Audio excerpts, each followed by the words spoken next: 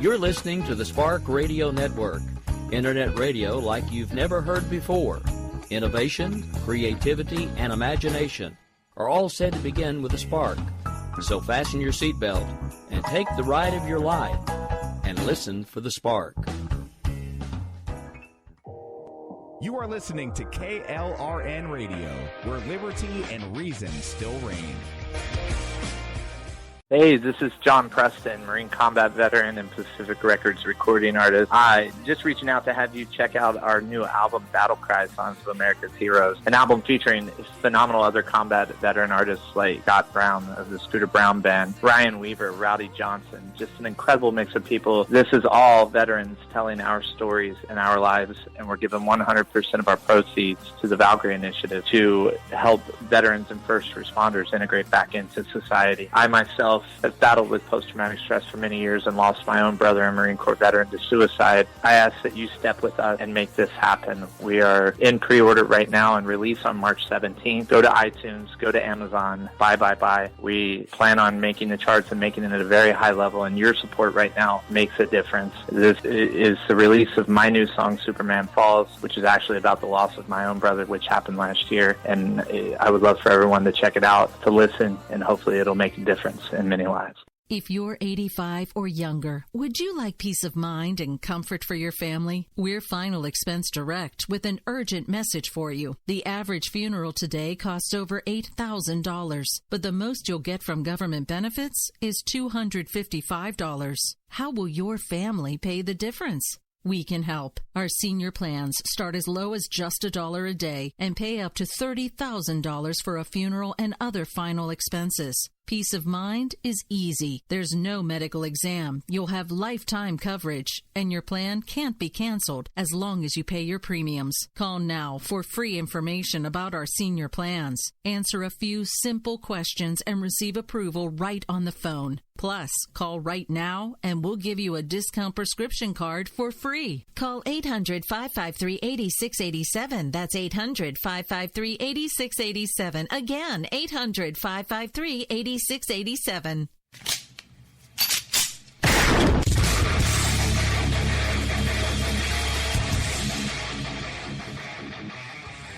This is Slickery Trigger for Rebel Road Tactical.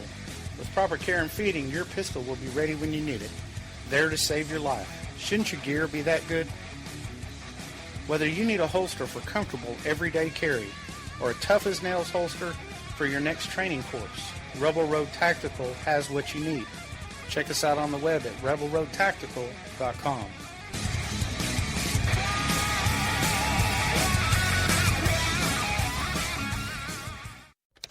Sometimes riders feel lost, unsure why a passage may not be working. It takes another set of eyes to help us nurture our writing into full maturity. At Black Wolf Editorial Services, we strive to enable writers to develop and grow, offering manuscript critiques and line edits through a mentoring editorial style. We also offer assistance on generating a writer's bio for your websites. Black Wolf Editorial Services, nurturing your writing into maturity. For a full list of services, visit blackwolfeditorial.com.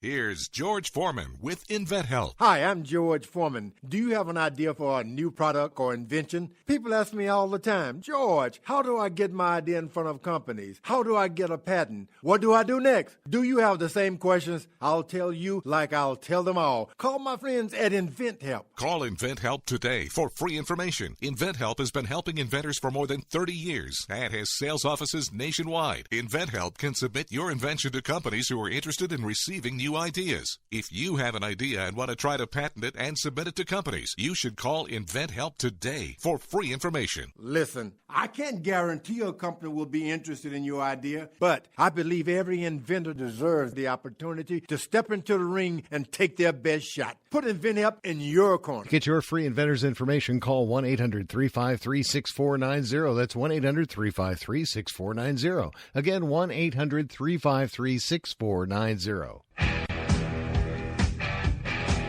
KLRN Radio has advertising rates available. We have rates to fit almost any budget. Contact us at advertising@klrnradio.com.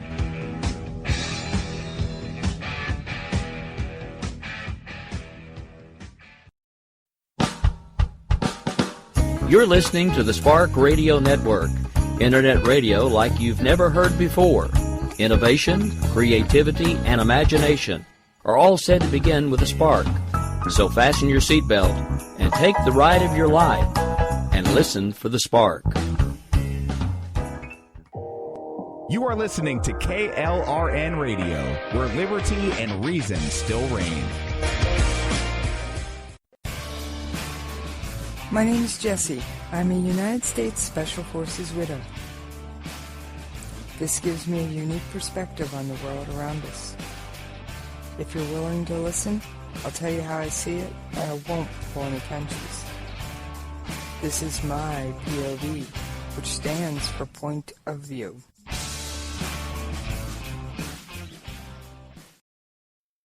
All right, this is Jessie. How y'all doing out there tonight? I do miss you when we're not talking. Now, I got a couple of quick announcements. Yes, I know all about the terror attack in London. I know all about all that stuff that's going on today. We are not covering that tonight. What? Yes, we're not covering that tonight. Instead, I've got a very special interview I want to play for you tonight. Now, it was recorded earlier, but it is absolutely fantastic. I had the honor and privilege to interview Commander Kirk Lippold. You're going, who's he? Have any of you out there ever heard of the USS Cole bombing? He was the commander on the USS Cole when it was attacked. Yes, he was the one whose job it was to save the ship, save the crew, and bring them safely home after the attack. Now, I could tell you a quick summary of his story, but I'm not going to do that. Instead, because the interview is commercial free, we are going to take a brief commercial break, and then we'll be right back with the interview with Commander Lippold. If you're 85 or younger, would you like peace of mind and comfort for your family? We're Final Expense Direct with an urgent message for you. The average funeral today costs over $8,000, but the most you'll get from government benefits is $255. How will your family pay the difference? We can help. Our senior plans start as low as just $1 a day and pay up to $30,000 for a funeral and other final expenses. Peace of mind is easy. There's no medical exam. You'll have lifetime coverage, and your plan can't be canceled as long as you pay your premiums. Call now for free information about our senior plans. Answer a few simple questions and receive approval right on the phone. Plus, call right now and we'll give you a discount prescription card for free. Call 800-553-8687. That's 800-553-8687. Again, 800-553-8687. Here's George Foreman with InventHelp. Hi, I'm George Foreman. Do you have an idea for a new product or invention? People ask me all the time, George, how do I get my idea in front of companies? How do I get a patent? What do I do next? Do you have the same questions? I'll tell you like I'll tell them all. Call my friends at InventHelp. Call InventHelp today for free information. InventHelp has been helping inventors for more than 30 years and has sales offices nationwide. InventHelp can submit your invention to companies who are interested in receiving new ideas. If you have an idea and want to try to patent it and submit it to companies, you should call InventHelp today for free information. Listen, I can't guarantee a company will be interested in your idea, but I believe every inventor deserves the opportunity to step into the ring and take their best shot. Put InventHelp in your corner. Get your free inventor's information. Call 1-800-353-6490. That's 1-800-353-6490. Again, 1-800-353-6490. Everything is changing. Little Superman falls. Hey, this is John Preston, Marine Combat Veteran and Pacific Records recording artist. Just reaching out to have you check out our new album, Battle Cry, Songs of America's Heroes, an album featuring phenomenal other combat veteran artists like Scott Brown of the Scooter Brown Band, Ryan Weaver, Rowdy Johnson, just an incredible mix of people. This is all veterans telling our stories and our lives, and we're giving 100% of our proceeds to the Valkyrie Initiative to help veterans and first responders integrate back into society. I myself have battled with post-traumatic stress for many years and lost my own brother, a Marine Corps veteran, to suicide. I ask that you step with us and make this happen. We are in pre-order right now and release on March 17th. Go to iTunes, go to Amazon, buy. We plan on making the charts and making it at a very high level, and your support right now makes a difference. This is the release of my new song, Superman Falls, which is actually about the loss of my own brother, which happened last year, and I would love for everyone to check it out, to listen, and hopefully it'll make a difference in many lives. All right, now I have one announcement before I start playing the interview. The album Battlefield Cry, the one with the Superman Falls song, is out. It's on iTunes, it's on Amazon. We have a couple of links to it on our website. There's one on the chat page. There's soon to be one on the advertisers and affiliates page.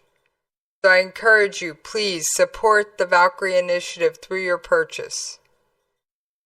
Now, here's my interview with Commander Lippold. All right, this is Jessie. How y'all doing out there today? You know, I miss you when we're not talking. No, I really do. But wait, I'm not alone. I'm joined today by someone very special. Someone's name who you guys might even recognize if you think back a few years. Commander Kirk Lippold. Now, I know one thing about you, Commander. You were the commander of the USS Cole during a very rough patch in that ship's existence. Why don't you tell our listeners a little bit more about yourself? Sure, Jesse. Well, first, thank you for having me on the show. Little history about me. Well, I grew up in Carson City, Nevada, went off to the Naval Academy, graduating in 1981, and upon graduation served in a variety of ships, from a tank landing ship to Aegis guided missile cruisers and destroyers, and ultimately worked my way up where I stood back on the flight deck at the very back end of USS Cole and said the three greatest words of a naval officer's career: I relieve you. And it was with those three simple words that I carried out a centuries-old time-honored tradition and took command of a $1 billion national asset and responsibility for about 300 of our nation's finest sailors. And we had about 1 year to get the ship ready for deployment to the Middle East from our home port of Norfolk, Virginia. We left that home port and headed toward what would unfortunately be our destiny in the port of Aden, Yemen. Okay. Now, I've done a little bit of research on this, and obviously, I'm not one of the 300 or so people that was there. But there was nothing anybody could do to stop this. Well, the morning of October 12th, 2000, Jesse, we pulled into the port because we were below 50% fuel. It was supposed to be a brief stop for fuel lasting 6 to 8 hours, where we were expected to take on around 250,000 gallons to top ourselves off before we actually rounded the corner, went through the Strait of Hormuz, and entered the Middle East area of operations in the Arabian Gulf. And we pulled in about 8:30 that morning, got tied up around 9:30, and actually started pumping fuel at 10:38 that morning. As part of routine import operations, we had contracted for 3 boats to come out and remove trash off the ship. 2 boats came out, and one to the middle of the ship, one back by the flight deck, and the crew dumped all the trash, the hazardous material, and the plastics that we can't dump at sea. And we're halfway across the harbor when a 3rd boat came out. Everyone kind of made the assumption that, well, it looks about the same length, it's about the same size, it's following the same approach path, and came down the side of the ship, looked just like a garbage barge, came to the middle of the ship, but unfortunately we would discover later that it was a waterborne improvised explosive device. 2 suicide bombers that blew a 40 by 40 foot hole in the side of the ship, plunged us into darkness. I think immediately everybody thought we'd had a fuel explosion, but very quickly we figured out it in fact been a terrorist attack. And then it was just the crew doing absolutely everything you could ever ask for them, despite the smoke, the noise, the carnage, the injuries, the damage to the ship. They did what they had to do to save that ship and their shipmates. Wow. All right. I want to ask a couple of questions about that day because I've seen some brief first-person accounts, but I've never been able to understand. So you were what were you doing before this happened? Right when the explosion happened, I had been up in my cabin for about an hour. I had been signing routine reports. I had gotten a request for I checked off the import refueling checklist, made sure that all the checklist items were complete, all the valves were properly aligned. My main propulsion assistant had signed off of that, followed by my chief engineer. My supply officer had come up with me with the executive officer to get these boats alongside that we had planned for so that we could get the trash removed. And part of the reason for getting the trash and doing that and even allowing that when we hadn't originally scheduled it is we looked at it and said, if we can get rid of all this stuff now, in 4 days when we pull into Fifth Fleet headquarters in Bahrain, we can get rid of a lot of stuff for free. But if we do it right now, it lets the crew get on liberty earlier. What's left on the ship can be handled by the duty section for that evening. We could start our in-theater intelligence briefings that much sooner. So there were a lot of, little drivers that kind of changed our mind when we pulled into the port of Aden that morning. But overall, it was nothing more than a routine fuel stop. What we did not realize until the FBI got on board along with NCIS and began to do the investigation in those first few critical days is that we would discover over the next 2 weeks that how this attack had been set up with a safe house, with a place where they had actually built the bomb into the boat. Wow. It was very similar to how they had set this up for the embassy bombings that had occurred in Nairobi, Kenya, and Dar es Salaam, Tanzania, and Nairobi, Kenya, 2 years before us. It had all the same hallmarks. And what we didn't realize is that Al-Qaeda had been in that port for over a year, watching when Navy ships pulled in, what pier they went to, what side they moored to, what boats came out to them, how they behaved around them. So when they came out, that boat mimicked in many respects what the other boats had seen. Now, you and I know, Jesse, that there is nothing. People are going to try and be armchair quarterbacks anytime a major incident like this happens, especially when there's a loss of life. But at the end of a very thorough investigation, the Department of Defense would look at it and say, you know what? There were security measures the captain could have done that morning that I chose not to do because of our geographic circumstances. Even if he had done everything possible, nothing he would have done would have mitigated or prevented that attack.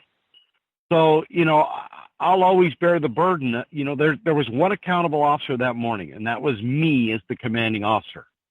But there's a difference between accountability, responsibility, and blame.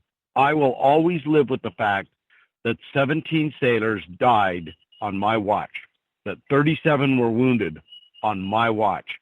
But nonetheless, when you look at how my crew performed before, during, and after, it speaks volumes, and that's why USS Cole was saved and was subsequently repaired and is back in service off of Yemen today.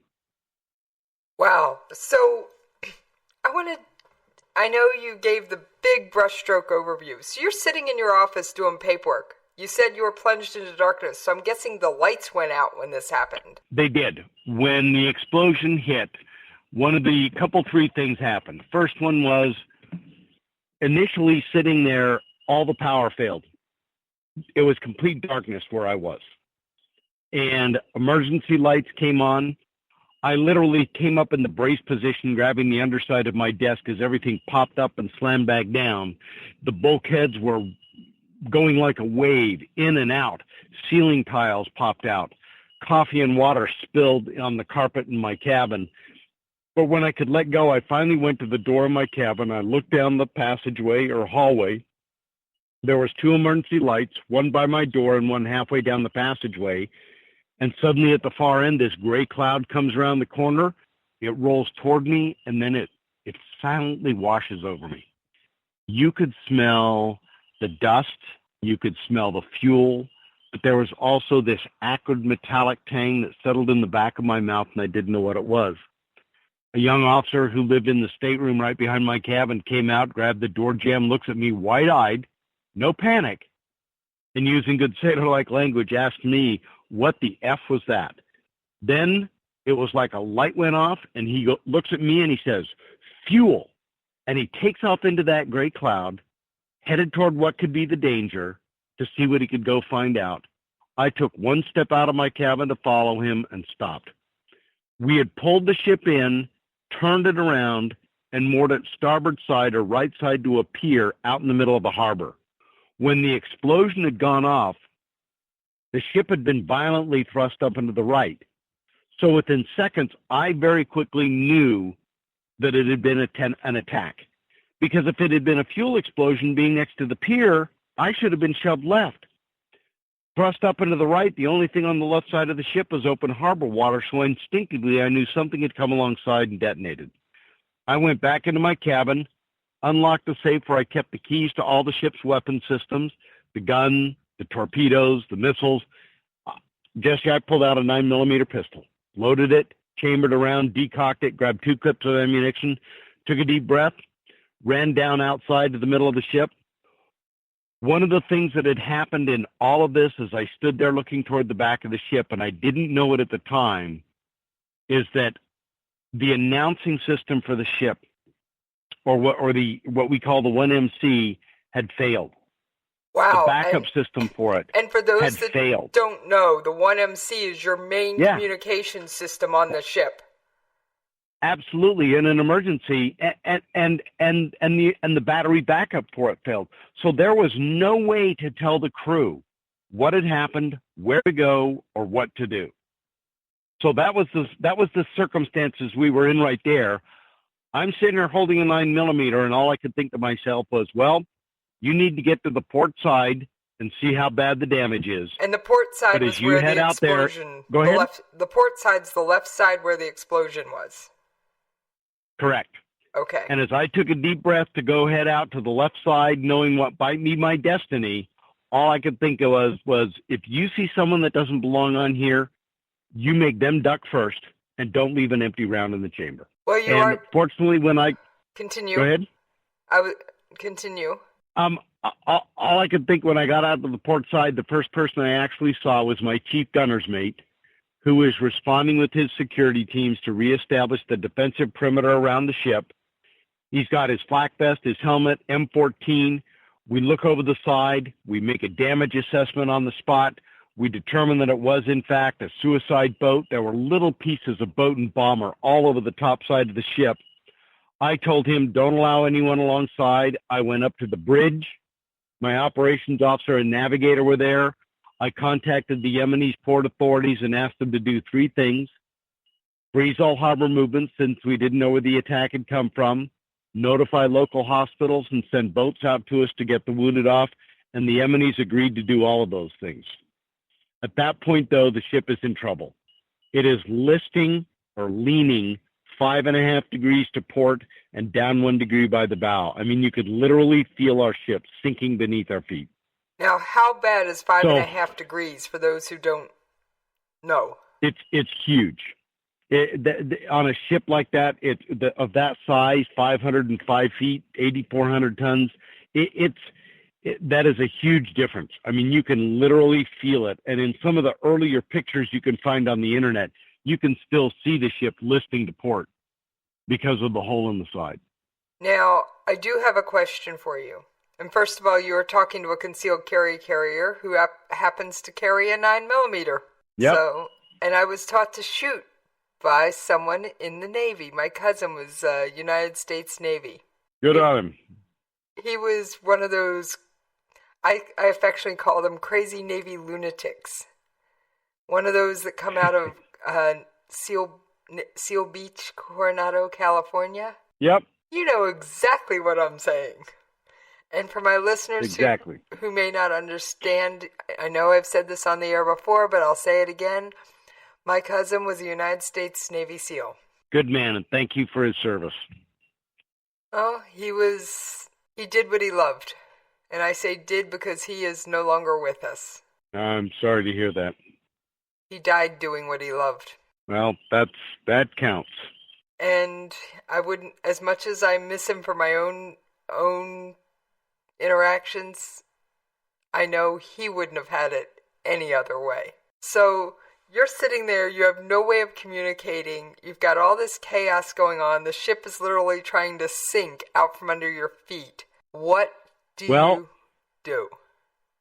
At that point, believe it or not, after the bridge, I went down to my cabin, started walking toward the back end of the ship in the dark because I knew I needed to get to the central control station, which is like the nerve center for engineering and damage control, where we respond to try and control all the damage. And as I'm walking down the passageway on the right side toward the back end of the ship, I got my first piece of good news, because in the back of the ship, I can see lights on. Right then and there, I know that if I've got lights on in the back 1/3, that means I've got a generator running, which means I can get power to pumps, which means I can save the ship. I actually walked to the middle of the ship, and already the crew was running by me, and I could tell on the spot they were doing one of three things. They were either doing damage control to save the ship, triage to save their wounded shipmates, or security to prevent another attack. Nobody had told them what to do, when to do it, where to go. They fell back on their training. All those 15 months of preparation paid off, and now they were doing exactly what they needed to until the chain of command could reestablish itself and start directing the bigger effort. I went into the blast area itself. I could look down in the hole in the side of the ship. I could see the sunlight coming in. We estimated that the Yemenis unfortunately kept pumping fuel on the ship for about 5 minutes after the blast had occurred at about a 2,000 gallon per minute rate. Down in all that fuel, though, we haven't electrically isolated it. As I'm standing there at the edge of the blast hole near the galley where we prepared the crew's meals, you could smell thousands and thousands of gallons of fuel, but now I could hear down in that hole the popping and crackling of live electrical wires.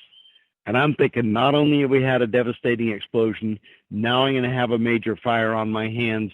Turns out that we didn't. They got it electrically isolated. We were later able to spray that whole area down with firefighting foam to put a barrier over it so it wouldn't flash to a fire. And I'll tell you, Jesse, this is how well the crew did. We were able to get the ship stable in a little over an hour. We were able that first day to evacuate the initial 33 wounded off the ship in about 99 minutes, and of those 33, 32 would survive. That is an amazing testimony to how well trained your crew was, that even without direct orders, they'd absorbed the training and they knew what to do. Yep. And that's why I'm proud of them to this day. I mean, you can't ask for better. Let's face it, anyone that's in the military, anyone that's a first responder, you train, you hope, and you pray that you never had to put your skills to use. In our case, we did, and obviously they paid off magnificently, and that's why the crew, we still stay in touch with each other today. Now, I do have a couple of questions for you. Were all of the deceased recovered or not? Yes, every single one of the sailors. Initially, the first day, there would be 5 casualties that we would have identified that would immediately begin that long journey home to their families. The other 12 were trapped in the wreckage of the mess line, the galley area, and main engine room number 1 that bore the brunt of the blast in the middle of the ship. And over the next 8 days, we would recover every single one of those sailors. The FBI would generally, and the Mobile Diving Salvage Unit 2 would locate them. bring them up. We draped off the middle of the ship.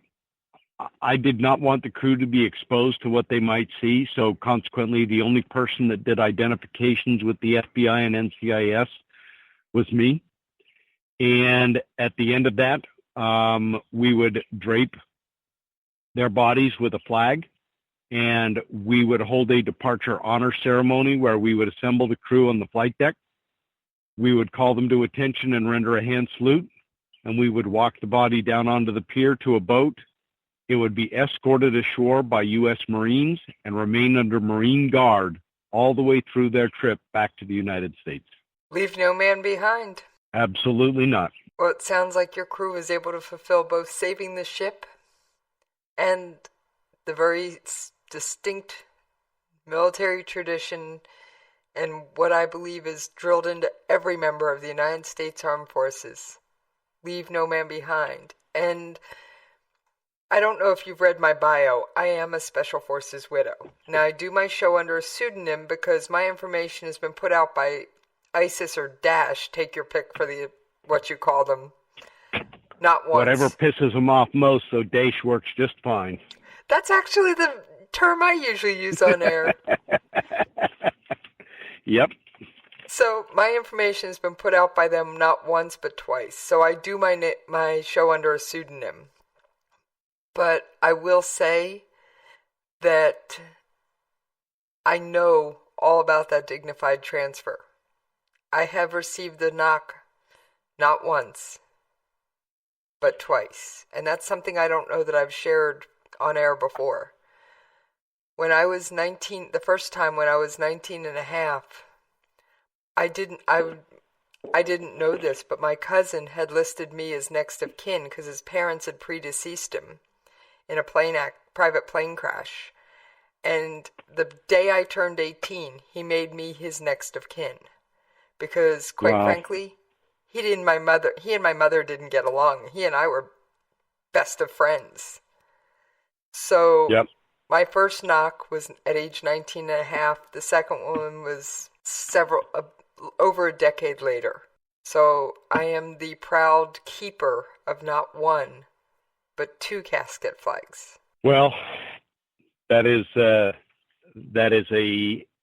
heck of a sacrifice to have made on behalf of our nation, and I think certainly for me, and I'm sure for many of your listeners, they owe you a debt of gratitude for that. And I'd do it all again. And then, I guess, call me crazy, I remarried another member of the United States Armed Forces. Now, this one wasn't Special Forces, but he still is United States Army active duty to this day. My husband... Wonderful. My second husband wears the uniform. In fact, he's with his unit right now training for a deployment. Wow. Heck of a sacrifice. Well, our prayers are with him that he stays safe throughout and gets home safely as well. I have a feeling his will be a lot less eventful than yours. So, okay, did you write letters to the families of the fallen? Obviously you had to wait for official notifications, but did you also do something personally, write letters to the fallen, or how did you personally handle it? I wrote a formal letter to each of the families, but I think the most important thing came afterwards. And one of the things that was very difficult, Jesse, was the fact that there was a formal investigation going on for months. Many of the families were very upset that all they got was this, while heartfelt, it was a somewhat formal letter from me about their son or daughter, wife or husband. But eventually, when the investigation was wrapping up, one of the things that I felt was very important to do was to reach out to the families.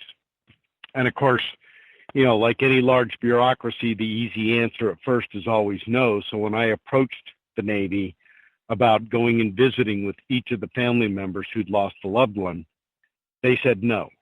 But I knew it was the right answer. I knew it was the right thing to do. And so I persevered. And to the Navy's credit, they came around and essentially gave me a blank check with my command master chief, the senior enlisted on board. And we would travel around the country for almost 3.5 weeks. And, 17 sailors doesn't mean 17 nice little houses behind a white picket fence. 17 families for us was going out and visiting with 29 different family groups. Mothers, fathers, stepmothers, stepfathers, sisters, brothers, stepbrothers and sisters, grandparents, because they were the ones that were listed as the primary and secondary next of kin. And I felt it was important to sit down, and one of the things I'm very proud of is that during my time in command, I knew each of those 17 sailors. And as I sat with the families, and there wasn't a family that we didn't shed a tear with, I was able to tell a story about how I, as the captain, had interacted with them. And for a brief few seconds, to be able to bring that sailor back to life in the eyes of that family was more important than anything I've ever done in my life. Well, I have to say thank you for that. Trust me, those remembrances and those words, and you're talking to a Gold Star ×2. Those memories and those words mean so much. So yep. I just knew it was the right thing to do. I still get calls to this day from some of my cousins and my husband's old buddies. To this day. And it's been a considerable time on both counts. But yep. The funny thing about my cousin, we share a birthday. Oh, that's cool. Yeah. Always good to have those kinds of connections. No, the date is the amazing thing. You could say we were both born to be patriots. We were both born on Perfect. 4th of July. Well, anyway, the one thing that I look at, Jess, is that, that the ship is still out there defending freedom. And, I can't ask for better of my sailors. Some of them are still, believe it or not, I mean, we're coming up on 17 years since the attack. And all those young little, seaman recruits, they're now the chiefs and master chiefs in the Navy. So they've got an experience under their belt that, they're still passing on as a legacy to the next generation of sailors, which is very important. How does it make you feel to see the USS Cole off the coast of Yemen today? Well, I look at it as it wasn't put there on purpose, but it certainly sends a signal that you can hit the U.S. Navy, but you aren't going to knock it down, and that we're going to continue to be at the tip of the spear. We're going to be the vanguard of freedom, and the United States is always going to stand for what's just and right. Wow, I have to say I love that quote. I really do, because I've often said I may not agree with everything my country's ever done. She's made her mistakes, but I wouldn't live anywhere else.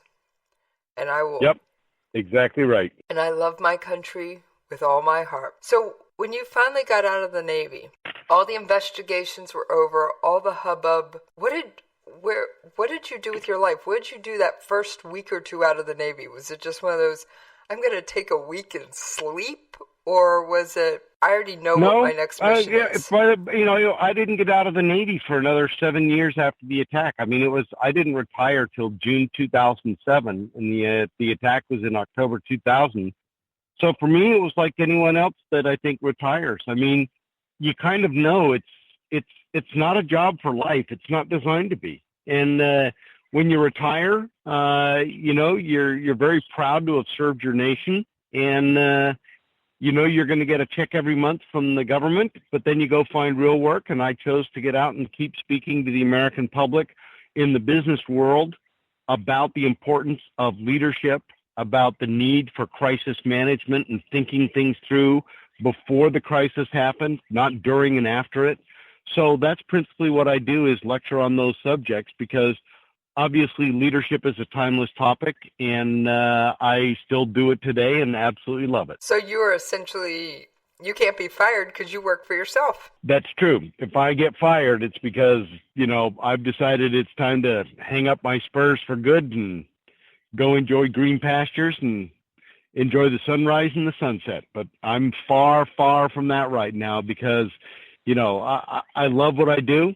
So if you love what you do, is it really work? And why would you want to stop? I got to admit, some jobs just get in your blood and they're almost like an infectious disease, but you don't want a cure. Like I said, I love what I do, so, I'm probably going to keep doing it as long as I can. I think that's awesome. So,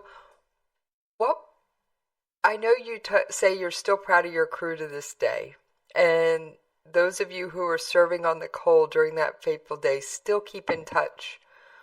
Were there any people that just said, I can't do this, get me out of the Navy. I don't care how you do it, just get me out? I don't think they were. I think everyone, I will tell you, everyone realizes when you go through an event like this, every single person on board that ship was affected by post-traumatic stress. At the end of the day, though, I was blessed with a father who had been a psychologist, and I just told my crew, I said, look, everything we're experiencing, some of the anxiety, the nightmares, the anger, the frustration, the sleeplessness, the lethargy, hey, guess what? It's all normal. It's how your body and your mind processes through a traumatic event. But you want to know something? We have each other's backs. We are a team, and we're going to get through this together. And I think because of that, well, sure, there were some of my sailors were eventually diagnosed and had to be discharged because of diagnosed post-traumatic stress disorder. I think the incidence was far lower. And while many of them still have those memories today, I think they view it more as, hey, look, I can't change what happened. What I saw, what I experienced is part of the fabric of my life. Now what I have to do is take that experience, though, and use it for as much good as possible. Don't let the memory of those that we lost go into the dustbin of history. Keep their memory alive. Pray for them every day, but also look to the future to build a better nation. I think that's outstanding. And I think the fact that you were blessed with a father who was a psychologist, I think that actually was one of those uncharted resources that you were able to draw on to help the men and women on your crew through this.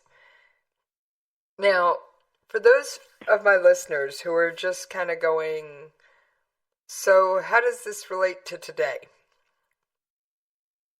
What would you say to them? What would you say if someone's like, so what? Well, how does this relate I'd to look today? at them and say that attack today is as relevant as the day it happened, because the threat of terrorism still exists. The attack on USS Cole was fundamentally different than the other attacks, whether it was the Beirut barrack bombing in 1983, whether it was World Trade Center 1 in 1993, or the embassy bombings in 1998. Each of those were attacks against buildings that housed and represented U.S. interests. The attack on Cole was an attack on our ability as a nation to defend ourselves. It was an act of war. And I had two administrations who didn't do anything. The Clinton administration just wanted to wrap up the investigation and get out of office without leaving any political baggage on the table. By the same token, the Bush administration took an attitude of we're forward-looking, not backward-acting. They did nothing. And while we'll never be able to answer the question, had we responded to the attack on Cole, would we have detected the planning or been able to stop 9/11? We'll never know. Doing nothing sealed our fate, which should teach us as a nation. If you harm or you attack, wound or kill an American anywhere, our nation should have a standing policy that we are going to hunt you down, and we're either going to capture you and hold you accountable, or we're going to kill you, one or the other. And there is no negotiation anymore. There is no talking to these people. There is no reasoning with these people. They understand that we're going to do one of two things. We're going to take you off the battlefield, and we're going to either detain you for the duration of the conflict, which might be their natural life and we have a right to do under international law, or we're going to kill you, period. This isn't a negotiation process when you're trying to kill children on the field of battle and claiming that they're martyrs. No, that dog doesn't hunt with me. So I think that we just need to be harder in our resolve than we have ever been. And we should be demanding accountability from our government to ensure that we continue this fight and begin to hold those governments that continue to allow these terrorists to be financed, equipped, and trained and go conduct these operations, that we're not going to tolerate it. Wow. Can I ask you to hang on while we take a brief commercial break? Yes. Thank you. Okay, Jesse, I'm going to have to wrap it up here in a minute, though, so I'm not going to be able to do a full hour. I know you were kind of hoping for that, but I'm going to have to, when we come back, we'll just need to wrap it up, and then I can come back on for a follow-on show sometime in the future. Well then, why don't we hold off on the commercial break and just wrap this up? I have to say it's been absolutely fascinating, and you are welcome back anytime, Commander Lippold. And I thank you for your service. You are one of those commanders who I hope every sailor or every member of the United States Armed Forces has the same type of experience, that they actually know the men and women under their chain of command. They're not just numbers. They're not just cogs in the wheel. Well, I'll tell you, Jesse, I consider having had command of those sailors at that point in our nation's history to be one of the highest honors of my life and greatest privileges that I've ever been able to serve with them. And I would do it again anywhere, anytime, under any circumstances. Well, I have to say that both of the fallen who I happen to have personally known would have, if you could have woken them up, would have happily said, let's do it again. And that's why we're the greatest nation on the face of the earth. So I do have one last question for you before we totally wrap up. Okay.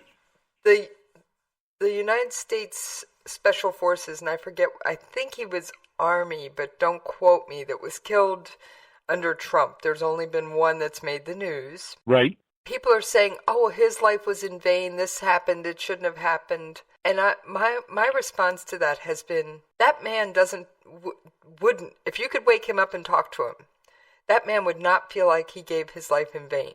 He would probably say, I gave my life protecting the man to my left, the man to my right, and the flag on my arm. I think you're absolutely right. And I think we each go into that. We hope it doesn't happen to us, but you never know what God's plan is for us and how long we have here.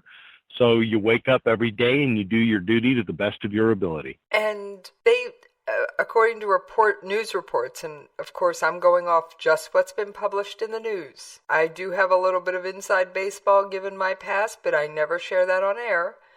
They have gotten valuable intelligence from that raid. So in my mind... absolutely. All the stuff that you heard on the news about, the father won't speak to Trump and, their family issues and everything else. I will tell you right now, the greatest honor that man had was the recognition by his wife at the State of the Union address when she looked to heaven and thanked him for giving her that opportunity to be recognized in front of a nation for the sacrifice that family had endured. Not to mention the volume of the clapping and the ovation and the length of it was huge. It was.